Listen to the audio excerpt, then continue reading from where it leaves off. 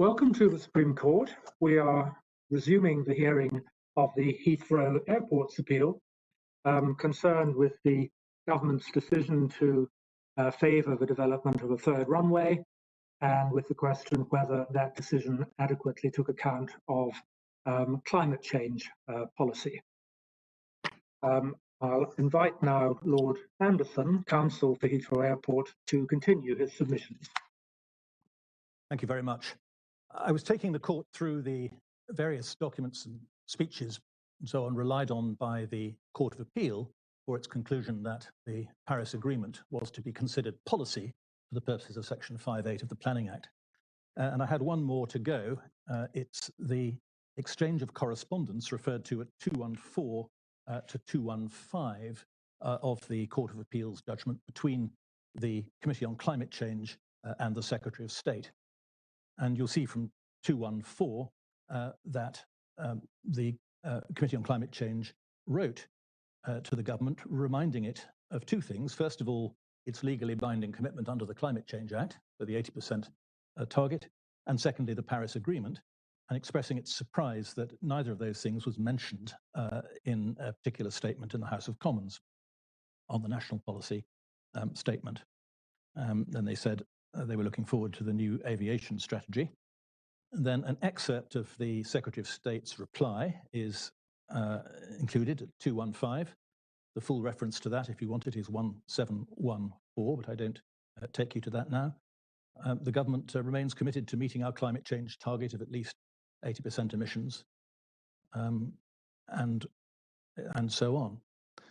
From all those things, from Leadsom and Rudd, and from the exchange of correspondence, and from the clean growth strategy, the Court of Appeal concludes that it was the government's expressly stated policy that it was committed to adhering to the Paris Agreement. But in our submission, none of those sources justifies the conclusion that there was any sort of concluded policy in relation to how the Paris Agreement should be given effect. The Paris Agreement not placing any specific obligation on any of its signatories. And certainly very difficult to see how that correspondence justifies the conclusion at 216, or indeed at 228, where the same conclusion is said to follow. First, from ratification, well, Plan B accepts that that isn't enough. And secondly, the statements from ministers, particularly Andrea Leadsom and Amber Rudd. The next section of our case, I think, just refer you to. It's at 42 to 45 of Heathrow's case. It's headed Government Policy is Bounded by Statute. And the point there you will have seen immediately. The point being that to qualify as government policy within the meaning of Section 5(8), any commitment would have to be consistent with the statutory carbon target, which Friends of the Earth and Plan B may not have liked very much, but which did remain the law at the relevant time. We rely on the Divisional Court at paragraph 608, which we cite at paragraph 44 of our case for that conclusion. And we explain why, in our submission, the Court of Appeal was wrong to draw the contrary conclusion from the fact that Section 1 required only that UK emissions be at least 80% lower. Well, with the time in mind, I don't propose to dwell any further on that, but to take you to the last section of our submissions on this, starting at 46 of our case, which is headed No Inconsistency Between the ANPS and the Paris Agreement. Now, this will be pretty familiar ground to the court by now, so I don't need to labour it. But the key points are that the Paris objective was to reach net zero in the second half of the 21st century. Urgent though the climate crisis no doubt is, that gives time for budgets to be set, laws amended, policies introduced, and changes made. And as we say at 47.1 and 47.2 of our case, the ANPS was consistent with CCC advice. 47.3, The existing statutory target and budgets were within the UK's NDC.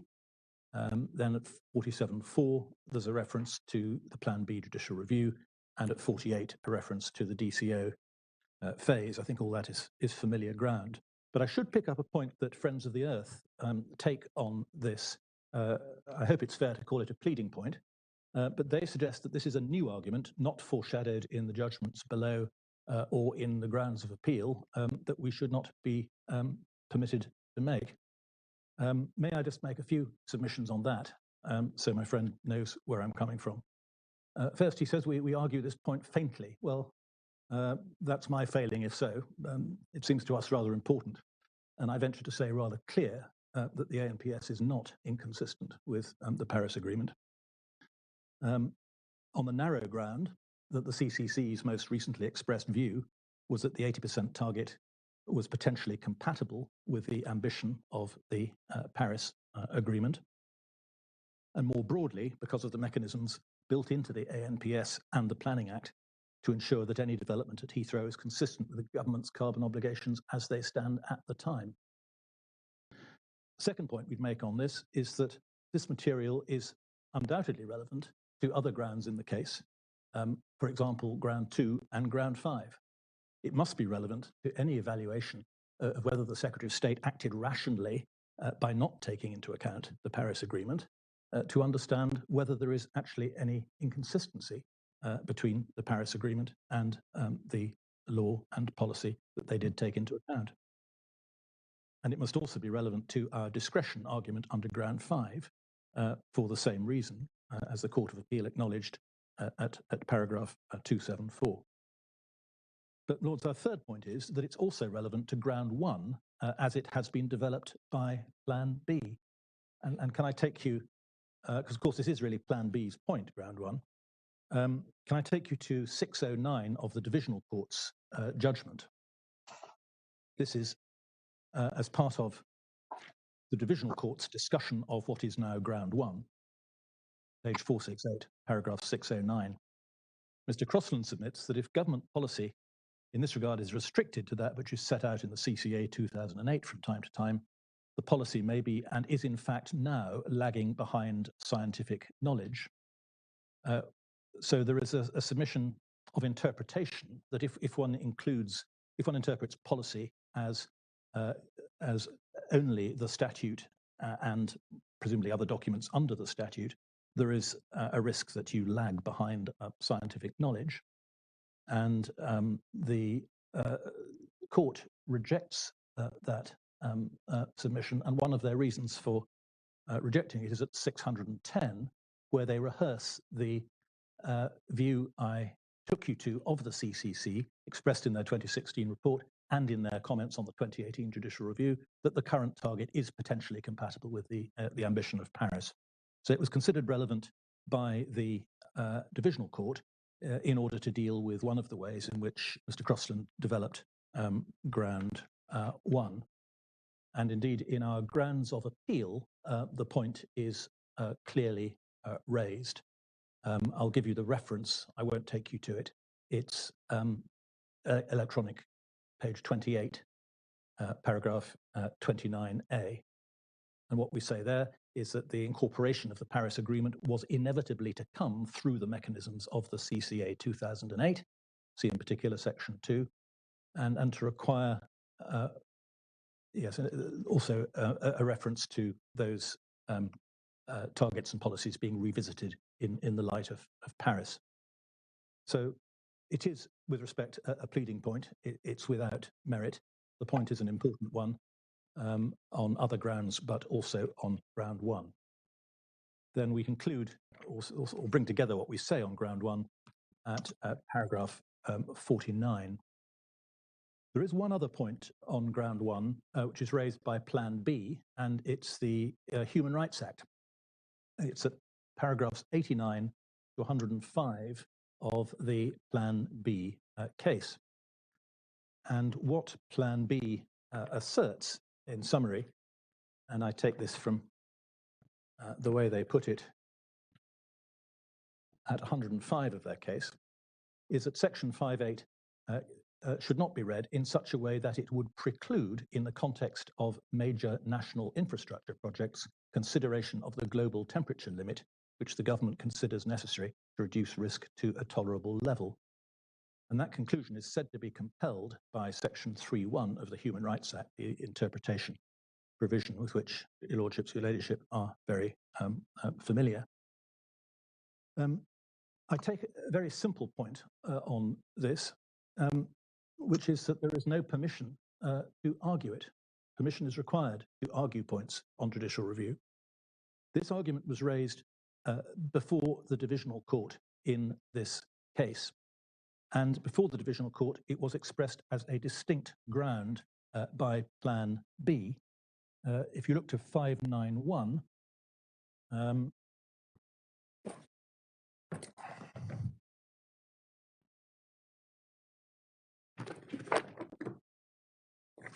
you will see the amended statement of facts and grounds by Plan B.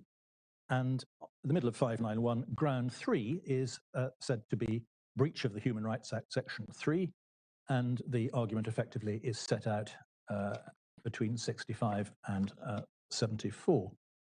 And it was treated as a separate ground by the divisional court as well.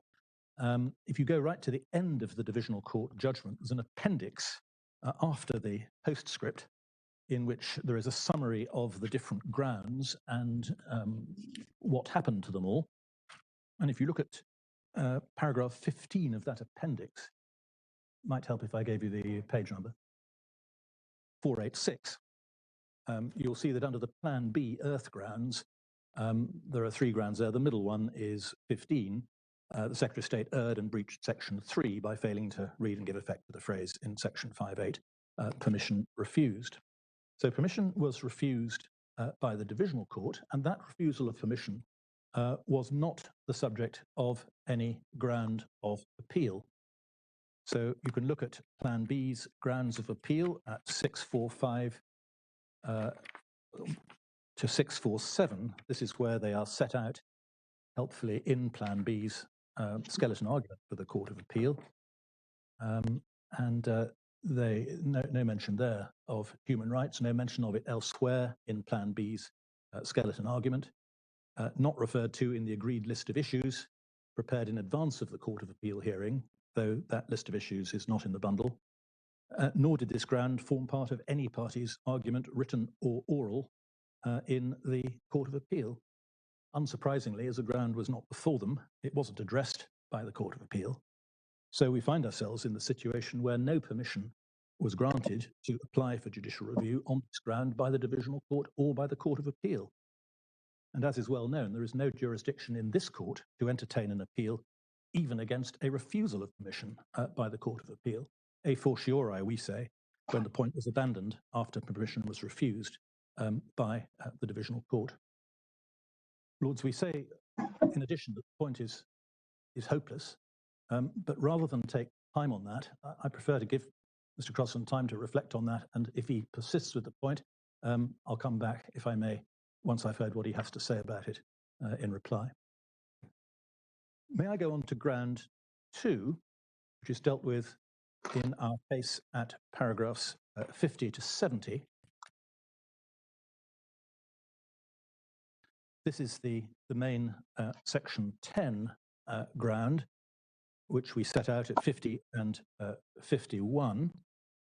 Our simple answer is that these are rather general provisions and that they were plainly satisfied by the ANPS as the divisional court found.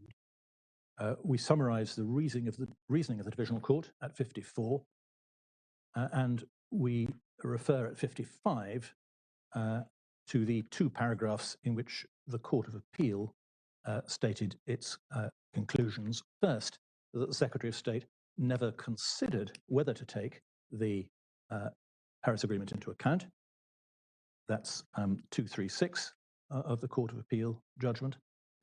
And secondly, that in any event, the only reasonable view open to him was that the Paris Agreement was so obviously material that it had to be taken into account. It's 299. And then the remainder of our case on these grounds answers or seeks to answer those 2 points. We take the point that there was an exercise of discretion at 57 to 60, and we take the obviously material point at 61 to 70. I'd like to turn first to the point that there was an exercise of discretion. The Divisional Court, 648, plainly considered that a discretion was exercised. They said it's well established that where a decision maker has a discretion as to whether to take into account a particular consideration, a decision not to take it into account is challengeable only on conventional public law grounds. In our view, given the statutory scheme in the CCA and the work that was being done on if and how to amend the domestic law to take into account of Paris, the Secretary of State did not arguably act unlawfully in not taking that into account. So a classic review of discretion analysis. That was the court, we say, with original jurisdiction on this issue, and its conclusion was in any event supported by the pleading of the Secretary of State, which you've seen, and by the evidence served on his behalf. The Court of Appeal purported to base itself on the material that was before the Divisional Court. That's how they put it at 236, having quoted from some of it earlier on. But on inspection, there was simply no basis, even in the materials that it relied upon, for it to overturn the Divisional Court's conclusion that a discretion was exercised. So at 218 of the Court of Appeal's judgment, they set out the passage from the Secretary of State's amended pleading that I took you through in detail when opening the case. And that includes, certain passages are underlined, but the point is made. Sorry. Yes. Yes, 62.6 is there.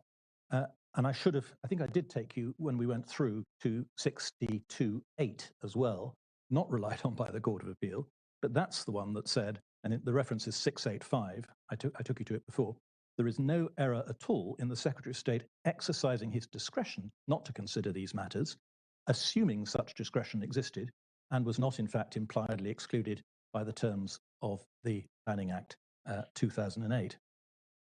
So on the basis of that pleading, you cannot say that it must be inferred that the Secretary of State was legally precluded, took the view that he was legally precluded from taking this matter into account, and therefore didn't exercise his discretion. Why would they be exercising his discretion not to consider these matters, as the government's pleading put it, if they thought that they were not entitled to do so? And what surprising advice it would be that they weren't entitled to do so when all parties are agreed that, as we'll come to, that this is the third limb of the Fewings test, and they are entitled to look at it if it's obviously material. Then that's reinforced by the aspects, the extracts from the Secretary of State's evidence that we set out at 60 of our case from Caroline Lowe and Ursula Stevenson. The team decided not to take account of possible future carbon reduction targets, decided not to take account of possible future carbon targets, and other documents to the same effect. And we set those out at 63 and 64. So there is in our submission no sound basis for the what seemed clear to the Court of Appeal, that the Secretary of State was advised that he was not permitted as a matter of law to take into account. Of course, we don't know what advice the Secretary of State was given, and that is no waiver of legal advice, a privilege. But it's plain from the pleading and from the evidence that the discretion was exercised. Whether as a fail-safe on the basis that had there been such legal advice, it would have been wrong, or on the basis that the legal advice was inconclusive, or on the basis that there was no material legal advice. In a sense, it doesn't matter. And there is actually a logical error in 236 of the Court of Appeal, because they say it's clear that he was advised that he was not permitted as a matter of law to take into account the Paris Agreement. He therefore did not ever consider whether to take the Paris Agreement into account as a matter of discretion. Well, that last sentence doesn't follow from the previous sentence. Even if the Court of Appeal was quite right in the inference it drew from this, we say, highly unpromising material, it doesn't follow that he didn't, in the alternative, exercise his discretion. Then on the second part of the submission, I can be pretty brief, because as a matter of law, I don't think there's anything between the parties. On the issue of the fewings categories, which are dealt with at 62 to 64 of our case, the Divisional Court and the Court of Appeal were in agreement that Paris fell within the third of the fewings categories. We agree with that, and we don't hear anything from the other side suggesting that they take an issue on it either. So in other words, the Paris Agreement was something to which the decision maker may have regard if, in his judgment and discretion, he thinks it right to do so. Nor is there a dispute on the law as it's set out at 65 to 67 of our case, or the conclusion as it's set out at paragraph 68. The relevant question is whether the Paris Agreement was so obviously material to the ANPS designation decision that no reasonable Secretary of State could have decided that it did not need to be taken into account at the designation stage. So on the legal test, as far as I'm aware, we are all at one. And the only issue between the parties is whether the Paris Agreement was so obviously material that no reasonable Secretary of State could have exercised his discretion in that way. If one looks at how the Court of Appeal's conclusions on that are expressed, it's at 237. We agree that the only reasonable view was that it was obviously material. Then the third category of fewings. There can be some unincorporated international obligations that are so obviously material they must be taken into account. The Paris Agreement fell into this category, and that's the extent of the reasoning. And in our submission, it's just not right for all the reasons with which the court is already familiar, but which we've summarized at paragraph 69 of our case. And that, if I may steal Mr. Wolf's clothes for a moment when he speaks about courts of original jurisdiction, that was the finding of the Court of Original Jurisdiction at paragraph 648, where the Divisional Court said, given the statutory scheme in the 2008 Act and the work that was being done on it, if and how to amend the domestic law, the Secretary of State did not arguably act unlawfully in not taking into account that agreement. The Divisional Court was applying the right legal test, and in our submission there is no good ground for overturning that conclusion. Well, Lord, may I go on to ground 3, which is dealt with at 71 to 95 of our case. This ground is a European ground. Oh, sorry. Lord Leggatt has a question. Sorry, I had to wait to be unmuted. One can go around in circles on this, but presumably you say that if he had taken it into account, the Secretary of State would have come back to the conclusion that it didn't lead anywhere, the Paris Agreement. Well, precisely. And so whether he does that in considering whether to take it into account, or whether he does take it into account and then decides it's not relevant, it's all just semantics, really. Yes, precisely so. It's entirely formalistic and tokenistic. And it's a point we tried to make at 7A of our case. And it's to make the law into a sort of obstacle course on which people could be tripped up for a formal error, if there is an error.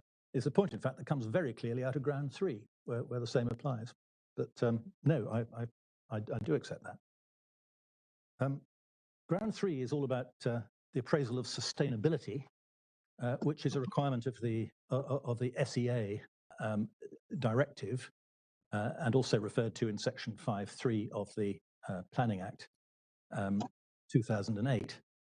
And we've already discussed the point. I think I make it at paragraph 80 of our case by reference to Walton, the Aberdeen bypass case, that this directive applies upstream to a plan or program, a compendious term, but it's satisfied by the ANPS, whereas the EIA directive applies further downstream. Once again, we respectfully endorse the conclusions of the Divisional Court, this time at 653 to 655, page 479. And just to summarize, what the Divisional Court concludes is that the directive only requires information to be provided on matters within its scope, insofar as the Secretary of State judges that to be reasonably required within the meaning of Article 5. That judgment, as FOE accepted, can only be challenged on Wednesbury grounds. So once again, no legal issue on that. The implications of the target will need to be considered. Work is currently in hand. In those circumstances, Secretary of State did not act irrationally when it didn't address the Paris Agreement, and regard was had to the explanation given in evidence by Ms. Stevenson. That's at Divisional Court 655.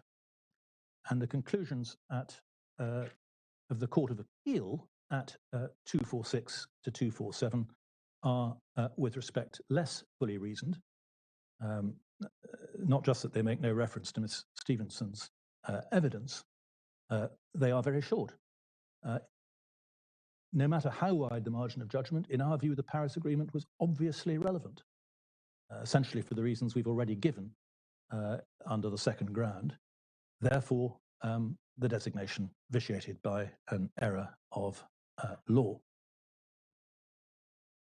The directive we introduce at 76 to 86, and I don't think I need take you exhaustively through it, because none of this is controversial, at least on Friends of the Earth's written case. It's a procedural measure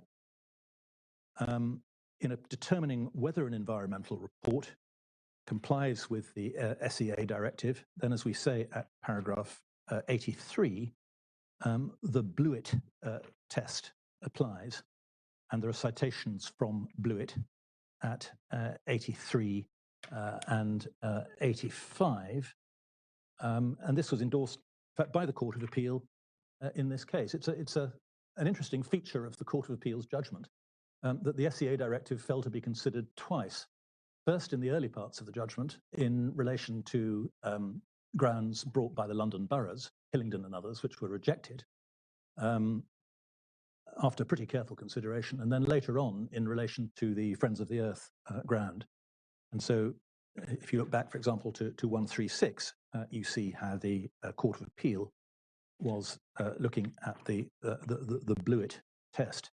But those citations are, I think, not contentious.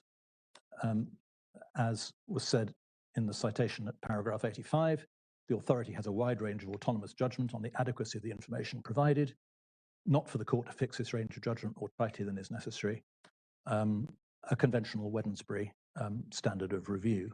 And I don't think that's contentious with anybody.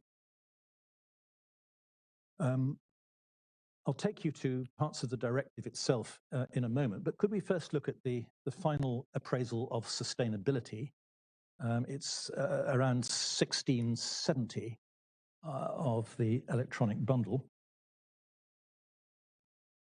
And in case your lordships want the reference, it's considered in the Statement of Facts and Issues at 14 to 15.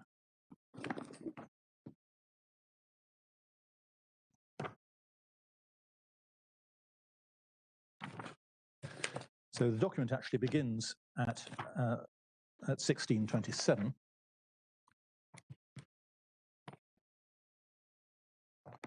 The final version, you'll remember, was presented on the 5th of June.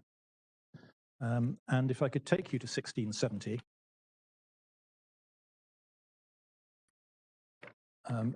headed carbon, you'll see the objective to minimize carbon emissions in airport construction and operation. 6.11.9, some of these changes will be brought about through international agreements, such as the ICAO GMBM or national legislation. Others will happen as a result of market forces. Then 6.11.11, the assessment undertaken is based on CO2 emissions only. There are likely to be highly significant climate change impacts associated with non-CO2 emissions from aviation, which could be of similar magnitude to the CO2 emissions themselves, but which cannot be readily quantified due to the level of scientific uncertainty and therefore have not been assessed. I take you to that to save me doing it again when we come to ground 4. Then going on into page 1674, there'll be another trailer for ground 4, 7.4.102, where again under the heading carbon, it's stated that carbon emissions have been assessed over a 60-year appraisal period under 2 climate change policy scenarios. That's the other half of ground 4. The suggestion I think originally made that carbon impacts weren't considered beyond 2050. And my friend will explain that, but I understand his case to say that he doesn't persist in that particular assertion. And then going on to the appendix, there's actually a carbon appendix to the AOS. It's at the next tab, begins at 1676. And you'll see at 9.11.5, which is on 1410, page 1703, sorry, yes, I took the wrong reference there, 1703. And again, this is a trailer really for non-carbon, and it's an explanation which we've tried to echo in our case around 101 to 104 of what these carbon things mean. So by reference to those examples of non-carbon and post-2050, I hope I'm giving you a sense for what this appraisal consists of, what it looks like, and this is the report that is required by the directive.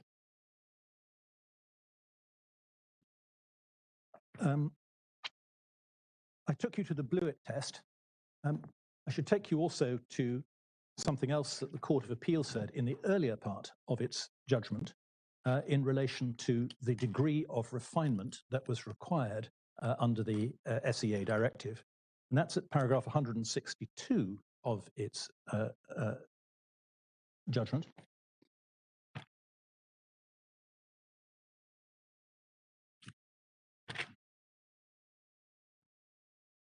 Where it agreed with the divisional court, point is made about different stages, then 4 lines from the bottom. The degree of refinement required in the assessment under the SEA directive is set by the terms of Article 5 and Annex 1, which I'll take you to in a moment. Those provisions are not unduly onerous. They do not stipulate a particular approach to cumulative assessment. They leave with the authority responsible for promulgating the panel programme a reasonably generous discretion in deciding how it should go about that work. In our view, that discretion was not exceeded by the Secretary of State in the preparation of the appraisal of sustainability.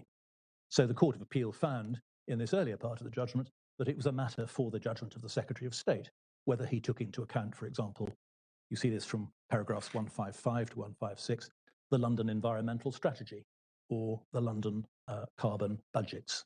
It wasn't going to pull him up on that.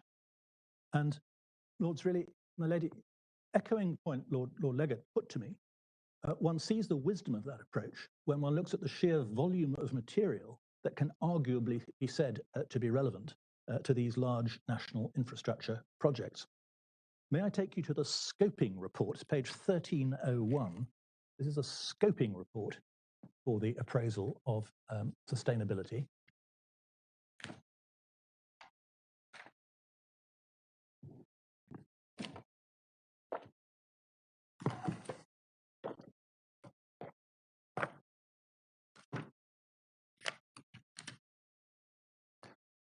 You see, it was dated March 2016, so more than 2 years before the AOS was eventually finalised.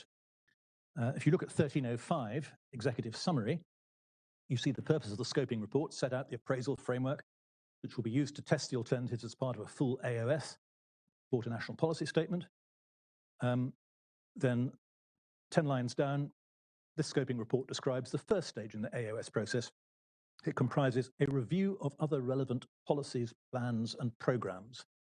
Those in the know refer to these as PPPs, I've discovered, and then various other frameworks and so on. But it's the review that matters for these purposes. And if you go to 1320 at 3.1.1, a review of PPPs was undertaken. And if we go on to 1344, here it is, Appendix A, review of plans, policies, and programs. And if you just flick through 1345, 46, 47, 48, 49, 50, 51, 52, you have an array of well over 100 conventions, acts, regulations, directives, reports, schemes, frameworks, statements, plans, action plans, studies, and strategies, that is PPP, that were considered relevant. And that points up, if I may say so, the good sense of the earlier part of the Court of Appeal judgment. I showed you 136 and 162, and the need for a reasonable, generous discretion to be given to the Secretary of State in making the selection. I should say that the Paris Agreement does not feature in this long list. But were it otherwise, then putting together an AOS and an ANPS would be an extraordinarily treacherous exercise, with courts poised to declare them inadequate if any arguably relevant document had not been considered, or if the Secretary of State had arguably misjudged whether information was reasonably required. Of course, there is a check on the Secretary of State's assessment of whether an objective is relevant and whether information is reasonably required, which is the consultation process. And that was a point made by Mr. Justice Sullivan, as he then was, at paragraph 41 of Blewett. It's cited by the Court of Appeal at paragraph 126. He is saying that the regulations, these are the EIA regulations, have to be interpreted in a common sense way. In an imperfect world, it's an unrealistic counsel of perfection to expect that an applicant's environmental statement will always contain the full information about the environmental impact of a project. The regulations are not based upon any such unrealistic expectation. They recognize that an environmental statement may well be deficient and make provision through the publicity and consultation processes for any deficiencies to be identified, so that the resulting environmental information provides the local planning authority with as full a picture as possible. Well, there was an opportunity to raise these matters in the consultation on the draft AOS launched in February 2017, and the matter was dealt with in the consultation response in terms that are set out in the ASFI, Agreed Statement of Facts and Issues, page 66, at paragraphs 11 to 13, where it's clear that in the government's response of June 2018, reference was made to the government's international and domestic obligations to limit carbon emissions, action best taken at international level, what it's doing in ICAO, the Corsia scheme, and a very interesting comment reproduced at paragraph 13 of the Statement of Facts and Issues. Reference to the bundle is page 1592. But the government said in its response, aviation and climate change is a much broader issue than the development of a runway at a single airport. The government does not agree that until the future policy in relation to aviation carbon emissions is fixed, no further runway development should be planned. The ongoing development of policy relating to carbon emissions from international aviation, which will be driven forward during the development of the aviation strategy, does not prevent the government from taking forward plans now for airport expansion, which is needed by 2030. Government believes that the department has demonstrated through robust analysis, forecasting and modelling that the UK's climate change obligations will be achievable in a range of policy futures. So there is the consultation process in action.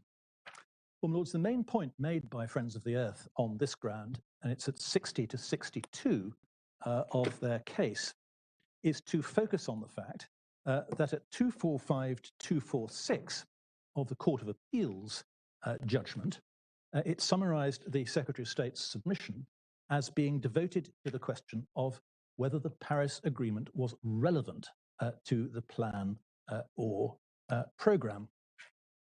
The treatment of ground 3 is very short. It takes just a few lines. It begins at 242, it ends at 247. And indeed, Mr. Maricci's submission is summarised at 242 as being that the directive leaves a wide margin of discretion to the Secretary of State in deciding what is relevant to the plan or programme in question. And Mr. Wolf notes that our submission, our primary submission, as he puts it, though not our only one, is that whether or not the objectives of Paris are relevant, the Secretary of State was entitled to take the view that the information was not reasonably required. Perhaps that is a tacit acknowledgement of the difficulty that he faces in asking a court to second-guess an assessment of reasonableness. He prefers to fight on the relevant ground because he thinks it's easier to characterize Paris as relevant than it is to find it as reasonably required. In our submission, there is nothing in this point, and indeed, perhaps there's only this in the point, that it does highlight an important omission or defect in the judgment of the Court of Appeal. Our point here is that both tests exist in the directive. They operate at different stages, and they constitute a double filter. So it's enough to be right on either of them. May I make that good by reference to the SEA itself, which is at 2087.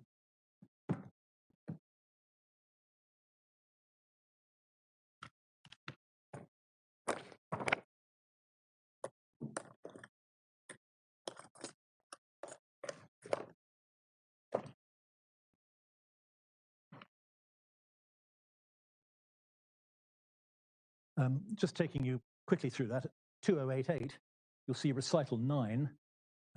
This directive is of a procedural nature. With a view to avoiding duplication of the assessment, member states should take account, where appropriate, of the fact that assessments will be carried out at different levels of a hierarchy of plans and programs. One thing we say is relevant, it's echoed when we come to Article 5.2. Article 1, the objectives are stated. At the end there, an environmental assessment carried out of certain plans and programs likely to have a significant effect. 2b, environmental assessment is defined quite broadly, not only as the preparation of environmental report, but the carrying out of consultations, taking into account of the report and the results of the consultations in decision-making, and the provision of information on the decision in accordance with 4 to 9. Article 3 is about scope. Well, there's no question that this ANPS was in scope. And then Article 5 says environmental report. Where an environmental assessment is required under Article 3.1, an environmental report shall be prepared in which the likely significant effects on the environment and reasonable alternatives are identified, described, and evaluated. The information to be given for this purpose is referred to in Annex 1. In 5.2, the environmental report prepared pursuant to paragraph 1 shall include the information that may reasonably be required. So this is one of the filters. And then it's not just that filter. There are also the things that you take into account: current knowledge and methods of assessment, the contents of level of detail in the panel program, its stage in the decision-making process, and the extent to which certain matters are more appropriately assessed at different levels in that process. And you see how that goes into our submission on the DCO. So that's the reasonable required filter. You saw the reference to Annex 1 in Article 5.1, and that's at 2093. The information to be provided under Article 5.1 subject to Articles 5.2 and 5.3. So we say that means subject to the filter that it is reasonably required, or that the Secretary of State may rationally decide that it's reasonably required, is the following. And the one that matters is E, the environmental protection objectives established at international, community, or member state level, which are relevant to the plan or program, and the way those objectives and any environmental considerations have been taken into account during its preparation. Well, that's the other filter. Court of Appeal, with great respect, appears, from the way it summarized Mr. Maricci's argument at 245, to have confined itself to the relevant filter and not to have addressed itself to the reasonably required filter. And Mr. Wolf takes that even further by criticising as misconceived our submission that you can't look at reasonably required. And if you want to, in a way, I mean, it might look from 245 as though relevance was the only basis on which the Secretary of State put his case. And as on all these grounds, the running was made by the Secretary of State below, and not by Heathrow Airport Ltd, which was concentrating on other aspects of the case. But that would be a great injustice to Mr. Merici to suggest that his submission was so limited. May I show you his skeleton before the Court of Appeal? It's at 747.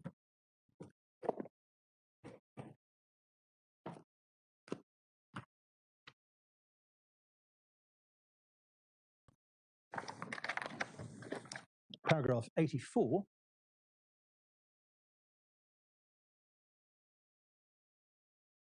It is impossible to suggest in the middle of that paragraph that the AOS reasonably required consideration of the Paris Agreement. And at 88, the Paris Agreement did not need to be considered as a matter that was relevant under the terms of paragraph E of Annex 1. So both submissions were in play, as they are in our appeal. And then if you look at the earlier part of the Court of Appeal judgment at 135,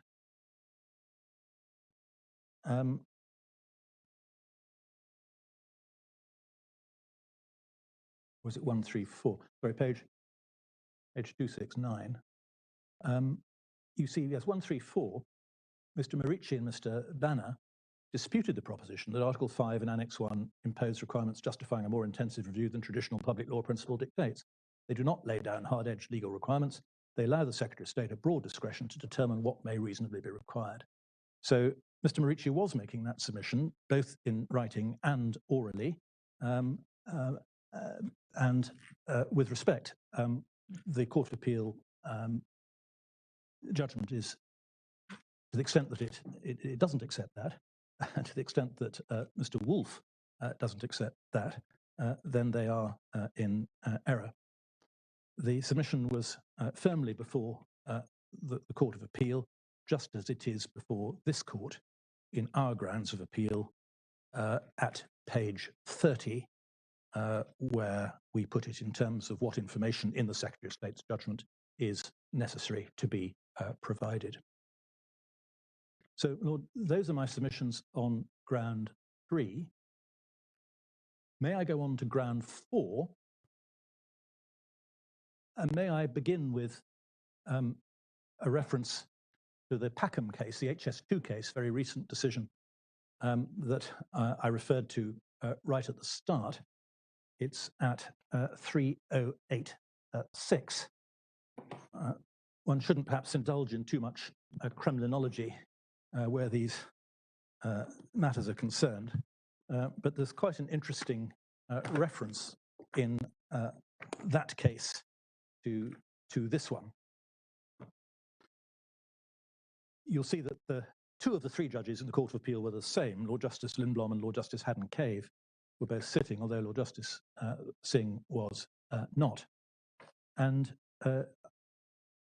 I've referred the court generally to the passage at 101 to 103, where the Court of Appeal distinguishes its own judgment in our case by saying that there were 4 different errors of law, and that there was a statutory framework described as a specific statutory framework, in a sense that there wasn't in the HS2 case. But there's just an interesting little reflection at 101. The 4 grounds are summarized in 101, and the court says at the end, each of the first 3 of those 4 grounds at least would have been enough on its own to justify the relief granted by the court. It sounds as though even for the Court of Appeal that decided the case, ground 4 might have been considered a bit of a make-weight. The ground is very difficult in some ways to separate from ground 2, because it's pleaded by Friends of the Earth as an adjunct to its case on section 10. And we've explained that in paragraphs 96 to 97 of our case. So the Divisional Court also dealt with the points together in its consideration of the Section 10 arguments at 633 to 649. Indeed, the absence of separate reasons on non-carbon and post-2050 was described by the Court of Appeal at 250 and 254 as the fundamental basis for appeal to the Court of Appeal. They called it a reasons point and a reasons complaint. And Court of Appeal accepted the Secretary of State's point that both non-carbon and post-2050 were closely bound with the Paris Agreement issue, so it rejected the submission that independent reasoning was needed. But it did hold that simply because the relation with Section 10 was so close, these two, this is 256, these two additional aspects of the case, as it referred to them, should be determined in the same way as the Paris Agreement point. So although we and Friends of the Earth argue for opposite conclusions, we are united, I think, in the submission that the substance of Ground 4 is closely comparable to the substance of Ground 2 and must almost inevitably be decided in the same way, as indeed it was in both courts below, subject to the first part of the Ground 2 point, the legal advice point, on which the court has my submissions. So starting, if I may, with non-carbon impacts, the reasons in essence are these, and I've taken you to the passages in the AOS. First, the Secretary of State indisputably considered whether to take these impacts into account. That's not in doubt. There was an exercise of discretion here. Nobody takes the point that's taken on Ground 2, that it was just an application of what must be inferred to be legal advice. So no equivalent to that threshold issue. And you see that from the references I've given you to pages 1671 and 1703 to the AOS and its annex, its carbon annex. Secondly, as set out in 107 to 112 of our case, the scope of the Section 10 duty can't be pushed beyond its proper bounds. In particular, where policy does not yet exist, the legal constraints on the ANPS process cannot be used in order to require the manufacture of policy, which is in effect what Friends of the Earth wants. That's a point made at 109. Thirdly, familiar ground. In relation to non-carbon, the Secretary of State was acting on the best advice by not taking these issues into account when planning future airport capacity. Looking at 101 to 105 of our case, Friends of the Earth doesn't care for our own description of the uncertainties, although we tried to make it as uncontentious as we could by basing it so far as possible on the evidence of their own witness, Tim Johnson. There are no findings of fact on this by either a court below, but there's plenty more to similar effect. And I can do this by reference to 116 of my case. These are our reasons for saying it was rational. There was the Airport Commission report of 2013 describing the level of scientific understanding of all non-carbon aviation emissions components other than NOx, nitrous oxide, as either low or very low. That's 116 1A and I think also 2B, the interim report. There's a consistent advice of the CCC referred to at 116 2A, the chair of the CCC, advising Sir Howard Davies, chair of the Airports Commission, the appropriate approach was not to assess or include the impact of non-carbon effects, referred to in the witness statement of Mr. Graham, and indeed the letter of 2019, which is in the footnote at the bottom of that page 147. This is advice given as late as September 2019, the appropriate approach not to include these effects, but to improve scientific understanding and develop options. Both those things mentioned in Phil Graham's witness statement and reflected in the government's own documents, including what you've seen, the AOS, its annex, and the consultation on the aviation strategy. And then there are the additional points. At 105.2, the point that non-carbon emissions and it's not just us saying this, we're taken to task for it, but it's the AOS as well, and its carbon annex. Non-carbon emissions are not currently included in any domestic international legislation or emissions targets. Quite true, of course. Mr. Wolf says that the Paris Agreement sets a limit on the global increase in temperature, but the point is it sets no framework for controlling non-carbon at a national level. Each country's NDCs are set in the terms of the 6 Kyoto greenhouse gases. And many of the non-carbon effects, not only are they not greenhouse gases, they may not even be emissions at all. And you see at 101 to 104, we try to explain this. Some, for example, are contrails or clouds. Sometimes it's thought of relatively short duration, extraordinarily difficult to quantify how damaging they are. So there's that point of the absence of an international framework. And then secondly, there's a point that while states remain free to act on a national or regional basis, it makes sense in any event for emissions from international aviation to be dealt with as far as possible by international organizations such as ICAO. And then there's the point that, as I tried to explain earlier, when taking the court to the Planning Act and to the ANPS itself, these issues can be addressed, if not on review, then at the DCO stage. That's the point we make at paragraph 111. Then you have my submissions on the ANPS 576 and the reference there to any likely significant climate factors. Assessment of those will be required in the DCO. That's page 1767 to 1768. So for all those reasons, not to take CO2 effects into account was a perfectly rational decision for the Secretary of State to take. As for 258 of the Court of Appeal, reference is made to the precautionary principle, which is rightly said, 260, to be well established in the jurisprudence of the Court of Justice of the European Union.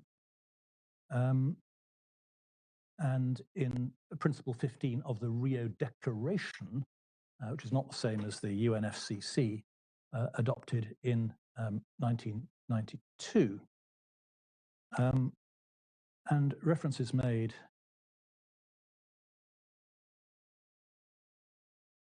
to common sense at 258, where it's said in line with the precautionary principle and as common sense might suggest, scientific uncertainty is not a reason for not taking something into account at all, even if it cannot be precisely quantified at that stage. Well, we're all in favor of common sense, but the precautionary principle is a principle of EU law, commonly invoked, for example, in relation to the Environmental Impact Assessment, the Habitats Directive. That's the case cited at paragraph 260 of the Court of Appeal, not a principle of the common law. Yes, it's reflected in the Rio Declaration of 1992, but not in the Paris Agreement. And even when that principle does apply in the European context, it's for the decision maker whose exercise of judgment on the issue is subject only to Wednesbury review. May I take you on that to an authority in the supplementary bundle? It's at supplementary, page 63. It's called Preston New Road Action Group versus Secretary of State. It's a decision of the Court of Appeal of 2018. And the judgment, main judgment, is by Lord Justice Lindblom. Don't know whether the court has that, but if I can take you to the head note first of all. This is a case about fracking. And at 64, paragraph 5, on the precautionary principle ground, the question for the court was whether, as a matter of planning judgment, the inspector could reasonably have reached the conclusion as she did in the light of the evidence before her. And then at the end, it was a perfectly rational conclusion that was not undermined by the existence of scientific doubt or dispute. And then going on to page 98, I think that is a reference to paragraph 94 of the judgment. The submission that the inspector's conclusions were at odds with the precautionary approach or the precautionary principle in the context of the directive is rejected. Not only was the conclusion properly open to them on the evidence, it was also entirely consistent with the precautionary approach. For the purposes of a planning decision, it was a perfectly rational conclusion. In my view, the judge was right to reject the argument put to him on this ground. And the expert view on this is very clear, and I showed it to you when we were looking at ground 3. I'll give you again the reference. It's to the carbon annex. The reference is 1703. Evidence suggests that the global warming impact of aviation, with these sources included, the non-carbon sources, could be, first of all, could be, and then secondly, up to 2 times that of the carbon impact by itself. So there's 2 qualifiers. But that the level of scientific uncertainty involved means that no multiplier should be applied to the assessment. That was the conclusion of this appraisal of sustainability that had taken more than 2 years to produce. The Secretary of State was fairly informed of the potential significance of non-CO2 and entitled to proceed on the basis of that expert advice. And in our submission, it's not for the court to intervene. Lords, the subsidiary part of ground 4 relates to post-2050. And as I've already indicated, this is perhaps more straightforward because as the parties now agree, the appraisal of sustainability does quantify emissions up to 2085. You can see that from 122 of our case, where we give the reference to the AOS 1670 and 1671, and you see Friends of the Earth at 74 of its case.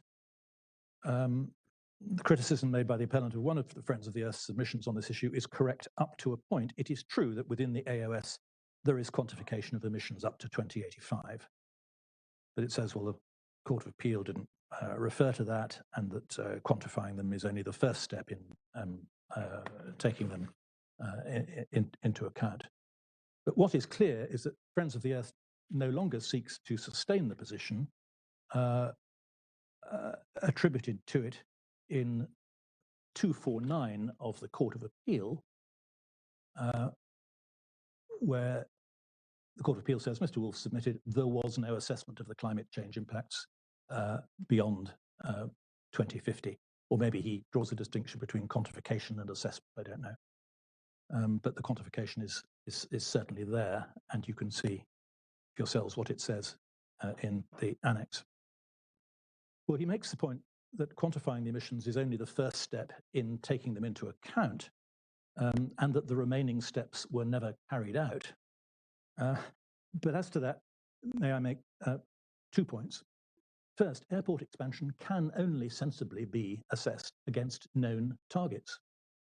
So as the Secretary of State pointed out in his skeleton argument, the reference is 568, it's footnote 51 to our case, Heathrow will have to comply with whatever regulations are developed post 2050.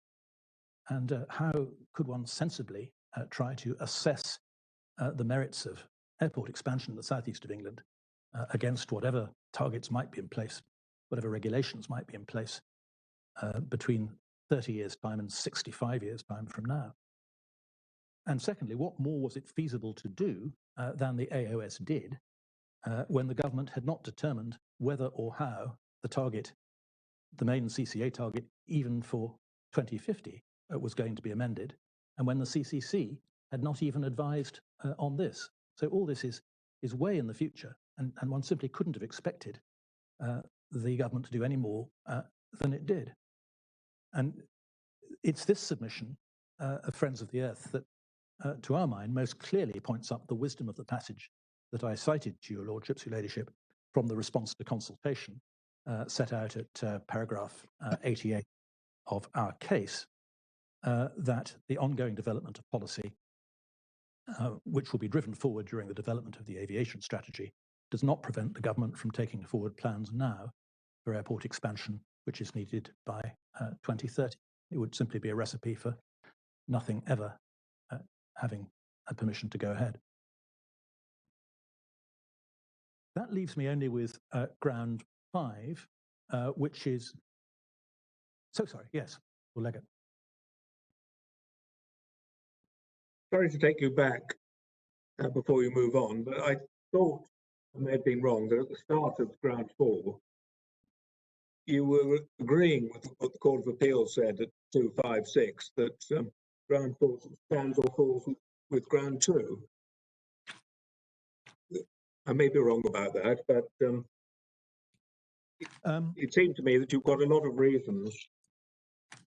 Of course, you have a problem that the Court of Appeal didn't make it clear why the Paris Agreement was arguably, let alone obviously, relevant to the decision that had to be made. But yes, a lot of your arguments seem to me yes, to be independent of the Paris I'm very Agreement. grateful. If that is what I did say, I can only say it certainly isn't what I meant. I do apologise for that. I think Well, one it's probably rider, a misunderstanding. no, I'm sure it wasn't, but I think I did enter one qualification, which is that there is no equivalent on ground 4 of the threshold point that's taken on ground 2, the point that this was all determined by legal advice and that therefore no discretion was exercised. So I certainly took that point. But yes, no, I would certainly accept that it would be feasible for us, notionally at least, and this is relevant because we're going on to ground 5 relief, to win on one ground and lose on another. And the Court of Appeal itself, or at least 2 of its members, as one sees from the Packham judgment, seems to have made a distinction in terms of the relative strength of those 2 grounds. So I think my point really was that Section 10 is the gateway to ground 4. That's how it's pleaded. It's part of the Section 10 analysis. And a lot of the argument below seems to have been about whether the Divisional Court was right to treat them together and not really to give separate reasons. And the fact that it did treat them together is perhaps one reason why we don't really have any factual findings on carbon dioxide, which is why we were trying in our case to introduce the court as best we could on the basis of Friends of the Earth's evidence and government sources to what the evidence is. But no, I'm grateful for that. Thank you.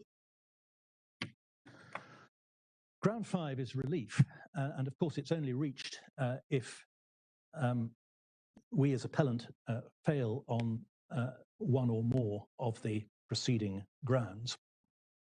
And the Court of Appeal, in a carefully argued section of its judgment, rejected HAL's case, Heathrow Airport's case on relief at 274 to 280. In fact, the section begins at 267.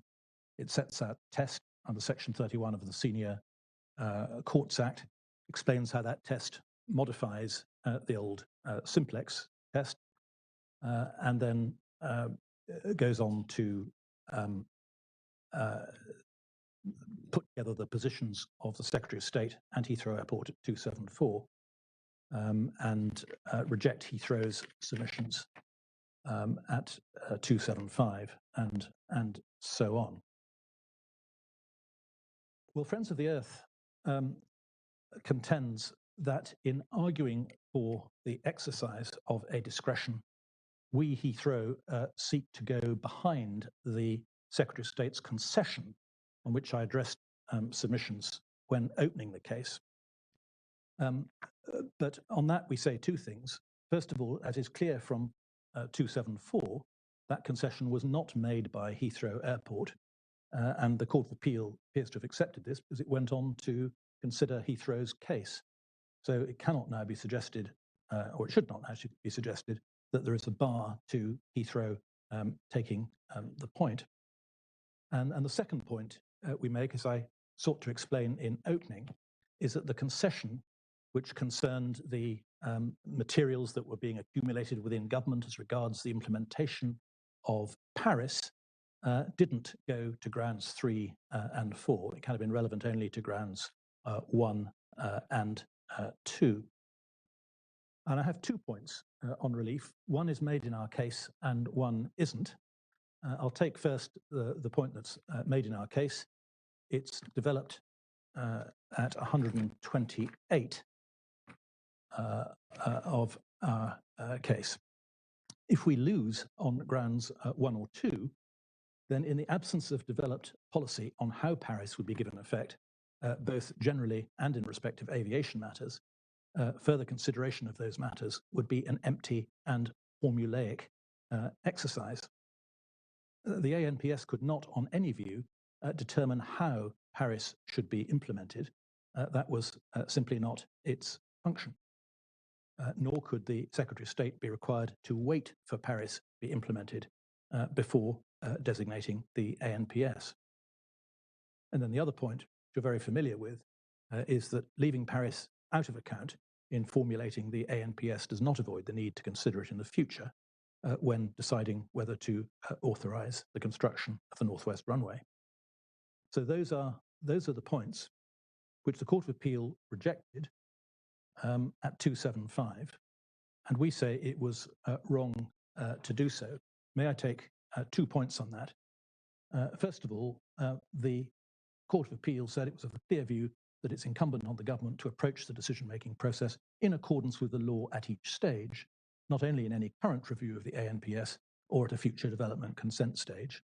Well, of course, that's correct. Important for the government to approach the process in accordance with the law at each stage. It's true, but it's irrelevant. The whole premise of the relief argument is that there has been some error of law, but that the court should, as a matter of discretion, or to give effect to Section 31 of the Senior Courts Act, withhold relief. And then the other point we make is on 276. This is still on my first point made in our case. But 276, the Court of Appeal was unable to conclude, or found it impossible to conclude, that it was highly likely that the ANPS would not have been substantially different if the Secretary of State had gone about his task in accordance with law. But as to that, we'd say, well, how could the ANPS have been substantially different, given the CCC's advice, followed by the government, not to set new emissions target now, and the government's commitment to addressing aviation emissions at international level? I have found myself reflecting when preparing this case from time to time how much simpler it would have been if some entirely formulaic reference had been made to the Paris Agreement and to non-carbon in the ANPS. Very difficult to see how in those circumstances any sort of a case could have been mounted by Friends of the Earth or Plan B. And the consequence of that is that the case is formulaic in nature. And we are certainly unable to see how the ANPS could have been substantially different in the words of the Act. Towards our second and final point on relief relates to grounds 3 and 4. If this appeal succeeds on grounds 1 and 2, but fails on grounds 3 and or 4, we say there is no case whatsoever for upholding the relief granted by the Court of Appeal. The Court of Appeal understandably did not contemplate this possibility, since they'd found in the respondents' favour on what is now ground 1 and ground 2. But the entirety of the reasoning on relief at 274 to 280 is concerned with grounds 1 and 2. The Secretary of State made no concession relevant to relief on what is now ground 3 and ground 4. Indeed, he clearly argued against any relief being granted should those grounds alone succeed, which is important. Can I just take you quickly to his skeleton argument? That's 744.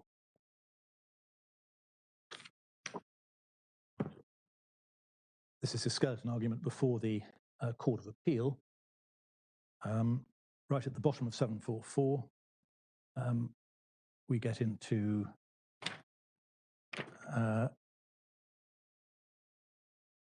the SST relies on the following matters. 1, the assessment of non-CO2 emissions is currently too uncertain to be capable of accurate measurements. This relates to non-CO2 in ground 4. Then at 2, the question of non-CO2 effects was highlighted in the discussion paper. 3, the position on scientific understanding remains the same. And so it goes on. So all these reasons on ground 4 for ground B being dismissed, but nothing there indicating that, that the argument is that relief should not be granted. Then on ground 3, the paragraph of the same document is paragraph 90, which is the third ground, the SEA. It's a bit clearer. In the event that Friends of the Earth third ground is found to have any merit at all, which it does not, no relief should be granted in relation to this defect, having regard to the lengthy, comprehensive and detailed decision-making process and the scale and extent of expert input. So a quite plain submission, irrespective of whatever concession had been made and how that concession is to be interpreted. It did not amount to an acceptance that relief needed to be granted if the Secretary of State was unsuccessful on ground 3. And we say the same applies certainly to carbon dioxide under ground 4. There is the slightly ambiguous second bit of ground 4 relating to post-2050. Could that be said to have some connection with Paris because the Paris objective is to be met in the second half of the 21st century? But in our view, that point really goes on the facts anyway, when one looks at the fact that post-2050 was plainly considered in the AOS. So on ground 3, if the Secretary of State was entitled not to base his designation decision on the Paris Agreement for the purposes of the statutory duties in sections 5 and 10, so in other words, if we succeed on section 5 and section 10 on ground 1 and ground 2, it would be the most arid of technicalities to find that nonetheless he acted unlawfully in not adding the Paris Convention, that long list of more than 100 plans, policies, statements, etc., etc. Patently, it would have made no difference to the outcome, and there's no reason why the relief should not reflect that. But could I raise a point with you, Lord Anderson, in relation to that? There's a great deal of case law, including several decisions of the House of Lords, and I think this court also, on how you go about assessing the adequacy of reasoning in the context of planning. The leading case is probably Save Britain's Heritage, a speech of Lord Bridge. And what emerges from all those authorities is there are no such things as technical knockouts. For reasoning to be inadequate, there has to be real prejudice resulting from it. Yes. And so for example, you ask yourself, who is this document intended for? What sort of level of detail is reasonable in that, and what sort of explanation is reasonably be expected in that context? And you ask yourself, and here, for example, the most obvious audience, not the only one, but one of the most important, is Parliament. As members of Parliament have to consider this when it's laid before them. And you also take into account the level of knowledge of those who might otherwise be affected by it. For example, Friends of the Earth and Plan B, and their familiarity with the background issues. And so, a purely formal inadequacy isn't going to be fatal. The way Lord Bridge put it is to say effectively the court isn't a school teacher marking the Secretary of State's homework, and so he doesn't get marks deducted, as it were, for failing to show his working. One gives it a benevolent construction. Might be a short way of putting it. Yes, well, I can only respectfully endorse everything your Lordship has said, and particularly a powerful point in the context of the SEA directive, which of course uses the word information. Yeah. This is an obligation to produce information. Well, the notion that litigants as sophisticated and knowledgeable as those we have here, or indeed anybody with any interest in climate, wouldn't have known about the Paris Agreement and been able to access it and read it and find out what it said is just preposterous. And so it is the most technical, and particularly in circumstances where one's assuming we've won on grounds 1 and 2. So the substantive, the assessment, the right factors were taken into account for the purposes of Section 5 and Section 10. In those circumstances, particularly, the breach in relation to Section 3 would be purely technical and sufficient in our submission to avoid the granting of relief. Thank you. And Lords, on ground 4, lady, the absence of any accepted metric for addressing non-carbon impacts meant that even if they'd been subject to some different consideration, it couldn't have been one which would have driven a different policy. And the metric just wasn't there.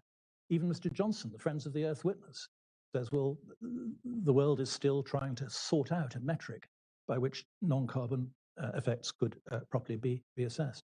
So even if one manages the gotcha, here's something that you didn't sufficiently take into account, even though you decided very carefully not to take it into account, really the same would apply in terms of relief. So that's really our alternative submission. If the appeal succeeds on 1 and 2 but fails on 3 and 4, then for those additional reasons, we say there is no case for upholding the relief granted by the Court of Appeal. Unless I can help further, those are my submissions. Well, thank you very much, Lord Anderson. We turn now to you, Mr. Wolf. Good afternoon, my lords, my ladies. Can I just check that you can hear me okay? Yes, perfectly, thank you. I'm seeing not, I'm grateful. Well, I think I've got just over half an hour. The structure of my submissions overall is to deal with some introductory points and then turn to the individual grounds of appeal. In terms of the introductory points, what I want to start with is a little bit about the relationship between the Planning Act and the Climate Change Act and the significance of that here. And then I want to talk a little bit about the ANPS itself here, which Mr. Anderson took very quickly. I'm hoping to get to the end of that by my submissions this afternoon, because I'm hoping that will give you an insight into the what difference point, which Mr. Anderson has made much of in his submissions, because once you, I hope, see and understand how the ANPS here works, you'll see what the difference could have been, and that's obviously very important at all stages of the argument. My lords, my lady, in terms of the statutory framework, I won't take you back to the detail of it because you've seen it with Mr. Anderson. Can I remind you, you have at pages 1898 and 1902, you have Section 1 and Section 4 of the Climate Change Act, that they are part of, and I'll explain why I say part of in a moment, the domestic framework for dealing with climate change. They set, respectively, in Section 1, a target. The version you've got in the bundle, of course, is in the amended form. It's in the form it is now, not in the form it was at the time the ANPS was designated. It refers to the 100% figure, not the 80% figure. And at Section 4, you have the framework around the setting and then implementation of carbon budgets. Court of Appeal made important points which we, of course, rely on to the effect that none of that constrains the consideration of either law or policy in relation to climate change. Those are limbs, those are elements of the domestic climate change framework. They are not exhaustive of it. That matters when we go to the Planning Act, which, as Lord Anderson quite rightly pointed out, was passed on the same day. It sits alongside it, and it includes, very importantly, parallel climate change obligations. Lord and Lady, you have that at 1962 of your bundle. You have within it, if you like, the two key procedural steps with which we're concerned, at least in the initial stages here, which are the Section 5 and Section 6 steps. I won't ask you to turn those up. They are the process of designating an ANPS, that's Section 5, and included within that the reasons obligation on which Mr. Crossland relies, and then Section 6, the review obligation. So those are the two steps in particular with which we're concerned. What matters for our purposes, though, is Section 10. I would ask you to turn that up, if you would, please, because it's fundamentally important to understand what Section 10 is doing, to understand the case, and to understand then why the Court of Appeal was indeed, and we say quite properly, able to deal with these matters quite succinctly. Section 10(1), this section applies to the Secretary of State's functions under Section 5 and 6. So therefore, in play in the exercise with which we're concerned here, the Secretary of State must, in exercising those functions, do so with the objective of contributing to the achievement of sustainable development. So there is a mandatory consideration in the Section 5 designation process, the objective of contributing to the achievement of sustainable development. I'll come in a second to what that means. And then there's a further qualification on that. For the purpose of subsection 2, the Secretary of State must, in particular, have regard to the desirability of mitigating and adapting to climate change. Also, I want to pause on those matters just for a moment, if I may. Section 10(3) is an in particular example of the overarching Section 10(2), but that introduces in those different layers some absolutely mandatory considerations specified as they are, which the Secretary of State had to deal with in his decision-making process here. This is not simply, let me just make this point now and I'll come back to it later, a case concerned with whether the Secretary of State in general terms had regard to Paris, or in general terms had regard to non-CO2, or in general terms had regard to matters after 2050. The issue is how he dealt with those things, or not, for the purposes of these specific statutory provisions. That, my Lords, we say is absolutely fundamental to understanding the case. My Lords, in terms of the explanation and definition of sustainable development, my Lords, can I just ask you, lady, can I just ask you to turn up the divisional court? You have this at page 476 of the bundle, and it's paragraph 635. So this is the divisional court illuminating our understanding of sustainable development, and doing so by reference to the Brundtland Commission explanation, which itself is part of the National Planning Framework in England. And the indented quote is the important element there.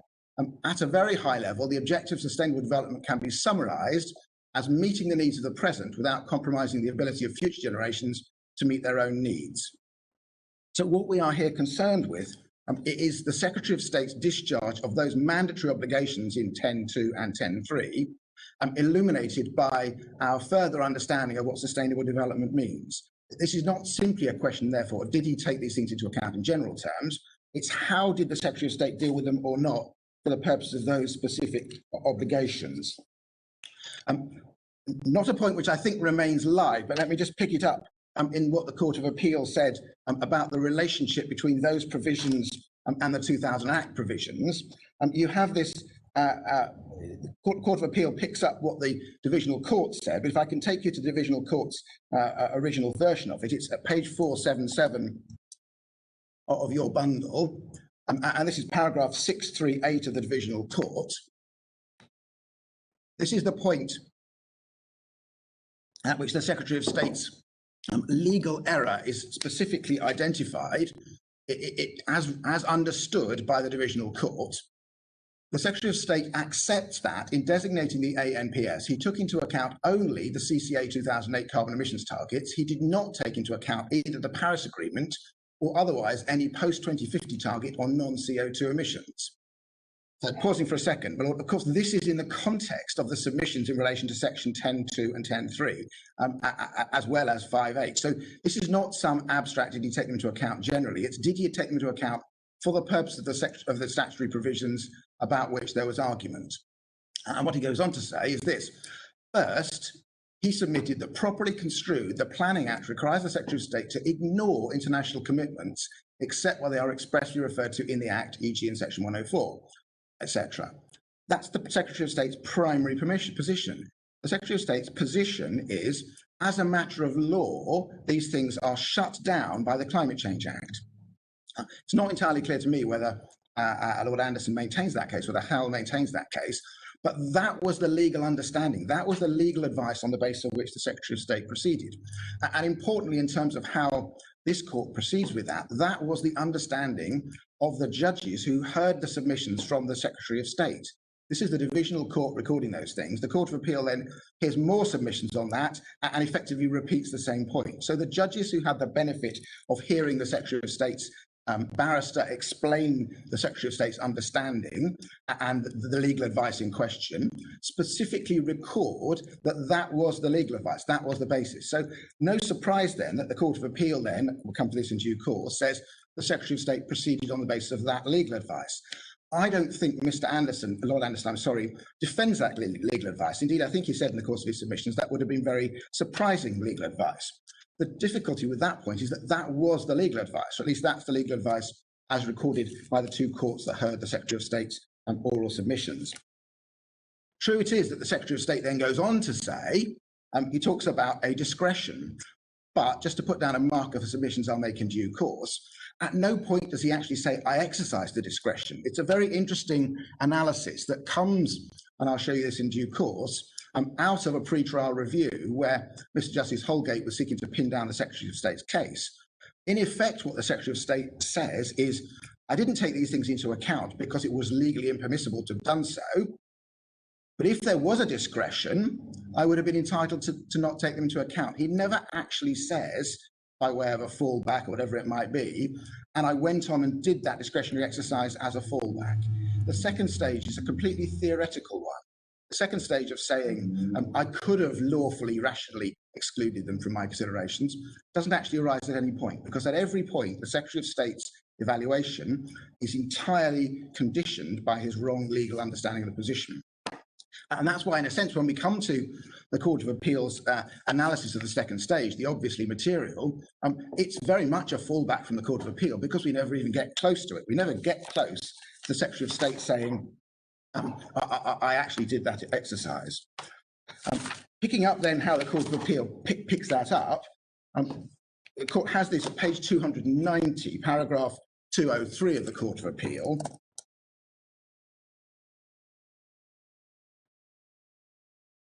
The Court of Appeal makes the point, we say entirely rightly, that I've just alluded to. I'll take you through the detail of it. The simple point is that the Court of Appeal quite correctly says that nothing in the Climate Change Act dictates or constrains the wider consideration of Paris and other matters, either by reference to law or policy. Policy is Mr. Crossland's submissions, law is our submissions. There is nothing in the Climate Change Act which cuts down the consideration under Section 10, and that's absolutely fundamental. And that's why we have the Secretary of State undertaking or needing to undertake an exercise that should not have been conditioned by, should not have been constrained by the Climate Change Act considerations. And that's the fundamental error. We see the Court of Appeal analysing that process. If I can ask you to turn up para 223 of the Court of Appeal. Here in relation specifically to the Section 5.8 arguments about the ambit and scope of government policy, but these paragraphs are important because they can be read across directly, because the internal logic of them applies in exactly the same way to what the Court of Appeal said about Section 10, Section 10.2 and 10.3, I'm sorry. What the Court of Appeal does is very specifically, to explain first of all in 223, this is relevant to Mr. Crossland but not so to us, it explains that Section 5.8 doesn't require compliance with government policy, it merely requires consideration of it. Equivalent here in relation to Section 10 would be focus on the objectives arising under Section 10 and the desirability of mitigating climate change under Section 10.3, doesn't require achievement of those things, but they are nonetheless mandatory considerations. Then in 224, the Court of Appeal explains how government policy is not a technical term, it's to be read as a freestanding question. And we say same point would arise in relation to Section 10.2 and 10.3. The court is concerned with considering what is meant by the objective of sustainable development and what is meant by the obligation to consider the desirability of mitigating climate change. Those are freestanding questions not constrained by the Climate Change Act. Then at 225, the Court of Appeal says no inconsistency between that and the Climate Change Act. Exactly the same thing applies here. 226, Court of Appeal specifically rejects the suggestion that that's giving effect to Paris by the back door. It's not giving effect to Paris by the back door for Section 5.8 purposes, nor for the purpose of Section 10.2 and 10.3, because 10.2 and 10.3 simply create a specific set of statutory questions around sustainable development and the desirability of mitigating climate change, which are open-textured statutory questions. And the issue then for the Court of Appeal was, how did the Secretary of State deal with those things in that context? Not was he somehow seeking to incorporate by the back door some unincorporated agreement, but was that agreement, and then by extension the other matters with which we're concerned, were they necessary considerations in the context of Section 10, 2 and 3? Lord, I suddenly saw your hand. I'm sorry if I was talking. If consideration of the Paris Agreement can have no impact on the domestic targets, what on earth is its relevance, though? It's all very well to say that, in theory, climate change isn't limited to the target set in the Climate Change Act, but unless it's going to have some effect on those targets, it's just a formula, as Mr. Lord Anderson puts it, a formulaic exercise, isn't it? My Lord, my submission is not the question of whether Paris impacts on those targets. It's whether, through the prism of Section 10.2 and 10.3, in the exercise of designating the AMPS, which is the Section 5 exercise, we might end up, or we might have ended up, with a different AMPS. The question is how that might have impacted on the AMPS, which is the focus of the issue here. So in terms of looking right ahead in terms of the argument of the case, in terms of questions like relief and so on, and the materiality points that Lord Anderson makes, the issue is how that would have or could have impacted on the AMPS. And I'll come to that, if I may, in a few minutes. And our simple submission, accepted by the Court of Appeal, is that consideration of those other matters, be it Paris, etc., might have, and that's the threshold we need to aim at, might have led to a different ANPS. And I'll show you that it's not just, as it were, a sort of the sort of formulaic reference that Lord Anderson talks about. It's an ANPS with a materially different impact. And I'll come to that in about 5 minutes, if I may. Right. But of course, the target that had been set by Section 1 of the Climate Change Act in 2008 could only be altered by going through the statutory procedure for amending the target, which, as we know, has now been done, but which the Climate Change Committee wasn't at the stage of being able to make the subject of a recommendation at the time when the ANPS was being considered. Well, that's all entirely correct, but in my submission, it's not an answer to the exercise the Secretary of State was here charged with. In other words, the Section 10.2 and 10.3 exercise in the context of designation. Because they required him as a matter of mandatory consideration to designate the AMPS with the objective of securing sustainable development, and in particular in that context to have regard to the desirability of mitigating climate change. But those were very specific statutory questions that sat entirely alongside the Climate Change Act obligations. So in a sense, it doesn't matter that they were passed on the same day, but it's notable what they were. And that's part of the understanding of the fact that the Climate Change Act doesn't fill the space. It doesn't purport to provide the entirety of UK response to climate change, because part of the UK's response to climate change is set out in Section 10.2 and particularly 3, and to some extent 5.8 of the Planning Act. We have an entirely parallel way of tackling climate change. They sit alongside each other. So far as Section 10 is concerned, is it not perfectly clear on the face of the ANPS that the Secretary of State did indeed have regard to the desirability of mitigating climate change? Well, the question is whether in the context of doing so, I'll come to the ANPS if I may in a moment, but the question is whether in the context of doing so, part of his evaluation of that question dealt with the additional components that we identified, namely Paris non-CO2 and the post-2050 point. So it's not simply a question of did he have general regard to the desirability of mitigating climate change, it's whether in the context of doing so, he had a regard to what the Court of Appeal regarded as being obviously material considerations. So you read 10.3 as not merely requiring him, as it says, to have regard to the desirability of mitigating climate change, but to have regard to, I presume, all, I don't know how you would put it, all material, I don't know, international law document bearing on the issue of climate change. But the thing he's got to focus on in this context, in relation to Section 10.3, is that evaluative question of the desirability of mitigating climate change, not constrained, specifically not constrained by the Climate Change Acts. It specifically invites him to, or requires him to look beyond that evaluation. The question is, what does he need to look at for those purposes? First step in the argument, and this is why ground 2, step 1 is so important, is he didn't do that exercise, or at least if he did do that exercise, he did it thinking that he was constrained by the Climate Change Act. So his exercise was legally flawed at the outset. I see. But then step 2 of what the Court of Appeal said is, even if he had done that exercise, which he doesn't claim to, but even if he had done it, that's why the Court of Appeal's point is a fallback one, then it would have been obviously material to deal with Paris. And let me just skip to that point very briefly, mindful of the time. The point there is, if you were looking at the desirability of mitigating climate change in 2018, what could be more obviously material than the recently agreed and recently ratified international agreement on climate change? It's hard to see what could conceivably be more material than that. So it's not a question of identifying the scope of some trawling exercise. It's a question of saying, if you have decided not to look at it, have you reached a decision which is irrational in terms of the obvious materiality consideration? Have you taken out of your thinking something that no rational Secretary of State would take out of his thinking, given that this is the recent overarching, not quite all singing, all dancing, but this is the international agreement. That's how the argument goes. I'll come back to that. I see. So you say you're not, I mean, the provision simply requires the Secretary of State to have regard to a particular factor, which he undoubtedly did have regard to. Your argument is that he did so in a way that was Wednesbury unreasonable. Well,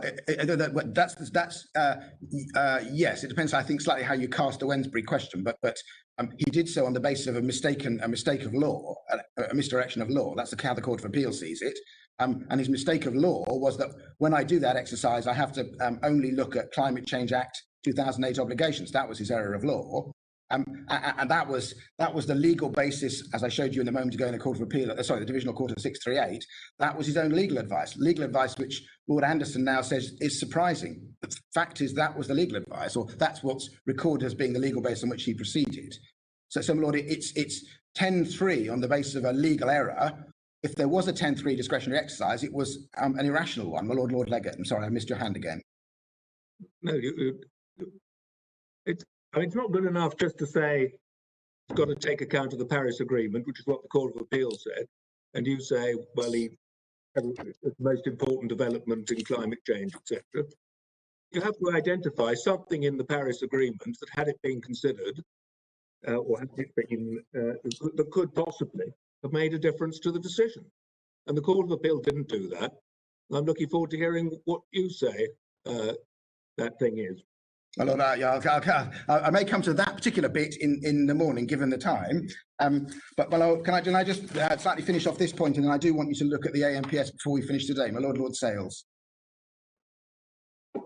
I'm just going back, if I may, to the foundation of your submission, that the Secretary of State did not carry out an exercise of looking to see what weight to place on Paris, and you relied on paragraph 638. But that's just recording, as I read it, submissions made by the Secretary of State. The evidence that we've got in the Statement of Facts and Issues, in particular, paragraph 67 and 68, which I think is electronic bundle page 23. I might be wrong about that. It seems clear that the people on the ground at the time did think about Paris, but they decided to follow the advice given by the Committee on Climate Change. I rather read the submissions recorded at paragraph 638 of the Divisional Court as, well, perhaps Mr. Marici overreaching himself somewhat, because obviously, if as a submission of law he could say Paris was completely irrelevant, that would be a basis on which the Secretary of State could meet the challenges made. But as a matter of evidence, surely it is the evidence that we should look at, and that shows that consideration was given to Paris, but there existed reasons which were taken into account at the time why no weight was given to Paris in the assessment. Would you forgive me if I pick the evidence point up in the morning, if I may? I'm not in any sense shying away from it. I'm just conscious of the time, and I want to just show you the ANPS before we break for the afternoon, if I may. Yes, of course. Can I just finish off the point about the Section 11 obligation, at least for the moment? Lord Anderson made a reference to the Packham decision and to the fact that it was, as it happens, two out of the three of the same judges dealing with the case, Court of Appeal decision. You have that at 3113. Lord Anderson took you, it's paragraph 102. And the point that was made in paragraph 102, so this is in effect a sort of related Court of Appeal panel commenting on the decision with which we're concerned, and they refer quite directly to the issues around Section 10.3 being about the specific statutory context of Section 10.3. And that's absolutely right. We are here concerned with the specific statutory context of Section 10.3. They were concerned with a decision where there was no statutory underpinning whatsoever. And that provides a completely different context. And that's why when we ask the question, which I'll come back to in the morning, of Paris being obviously material for Section 10.3 purposes, it's in the context of the precise wording of Section 10.3 and the desirability of mitigating climate change, which it invites us to consider. Can I just intervene for a moment? It's simply to mention, in case my colleagues may not be aware of it, but I think that case may be on its way to us. And so it's a case where we will need to be careful not to engage in debate with you prematurely. Can I come back to you on that? My lord, just to ground all this in our case before the previous courts, can I just give you two references for the way our case has put before? So this is our statement of facts and grounds at page 609 in the bundle, paragraph 55. That was how it's put at first, and then Court of Appeal skeleton 616. Paragraphs 6 and 7. I just draw your attention to those because they clearly explain that our concerns in relation to Paris on the one hand, non-CO2 effects on the other, and the long-term point were all aspects of Section 10.3 and 10.2. I'll come back to the 10.2 aspect of that in due course when I come to post-2050. But that is the prism through which the case is argued. Of course, there's an interrelationship, because some aspects of the non-CO2 and the post-2050 arise through Paris as well. But the fundamental prism is how one gets to them through Section 10.3. Lords, in the last 10 minutes available to me, and I may come back to more of this in the morning, I want to just take you to the ANPS because it's important in understanding the what difference question.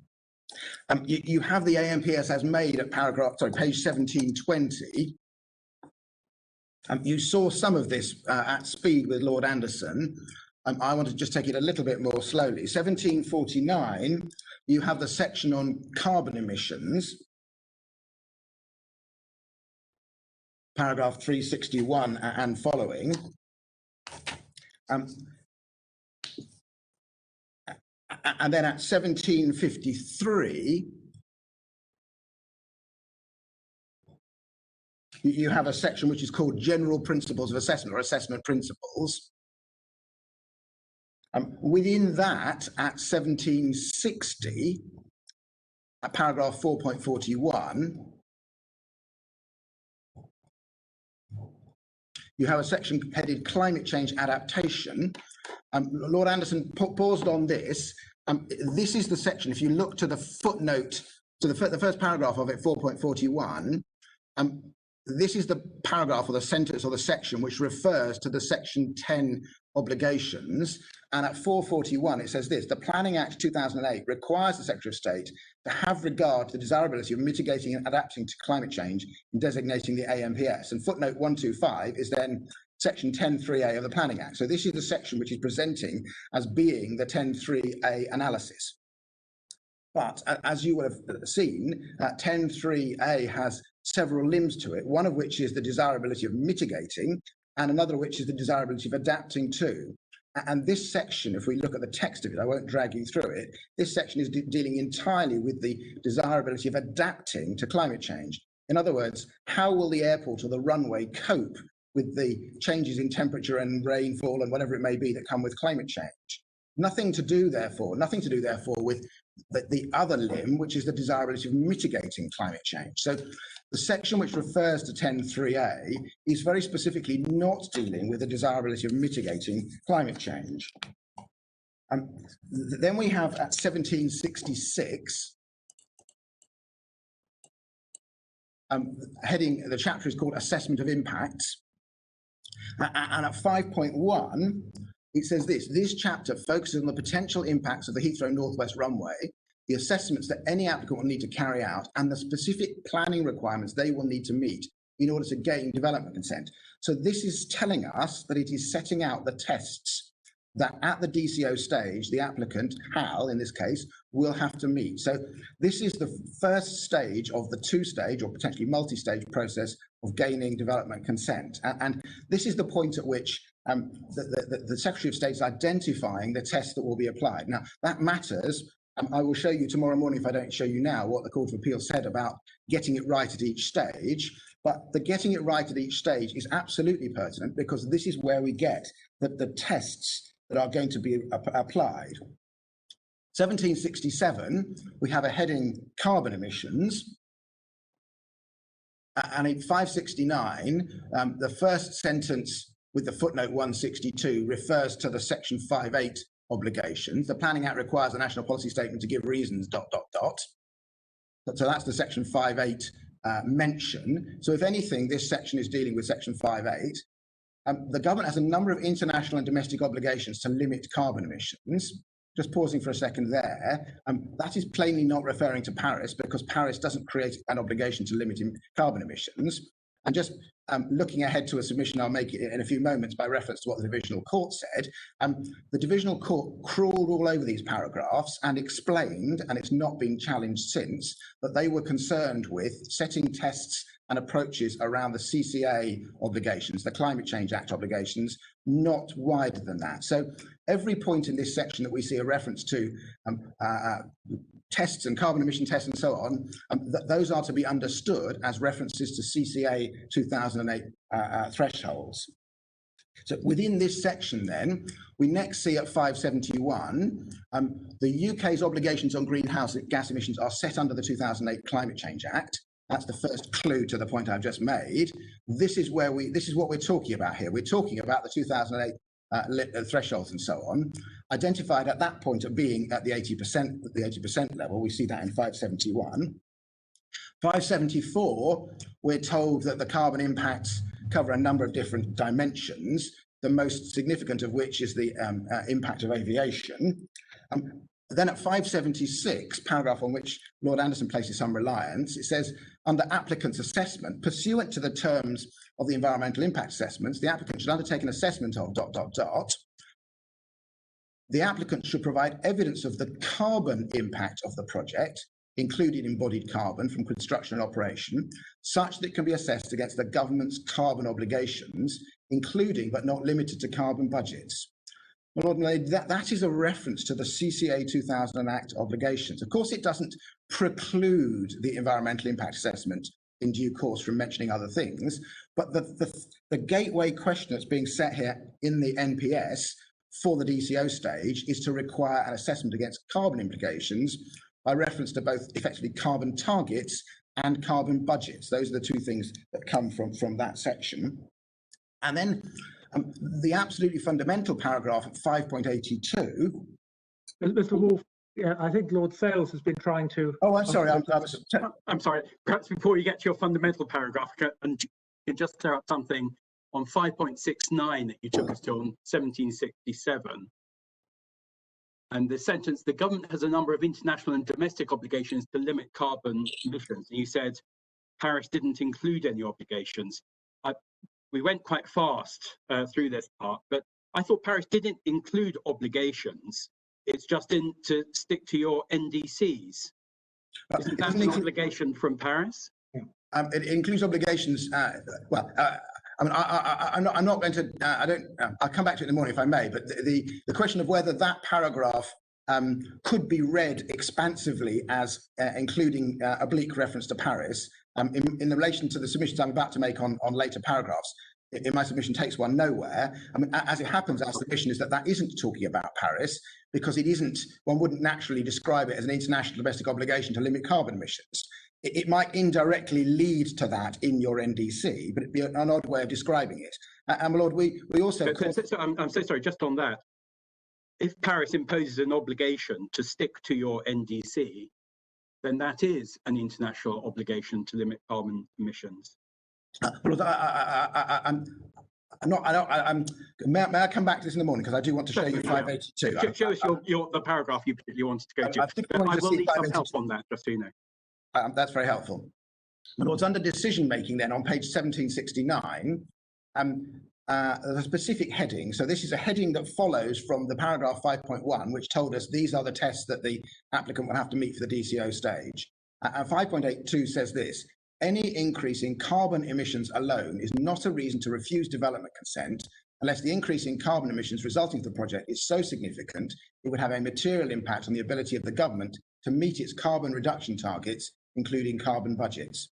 So that is telling us, that is constraining the DCO process in a very specific way. A paragraph framed in the negative: this is not on its own a reason to refuse development consent or permission.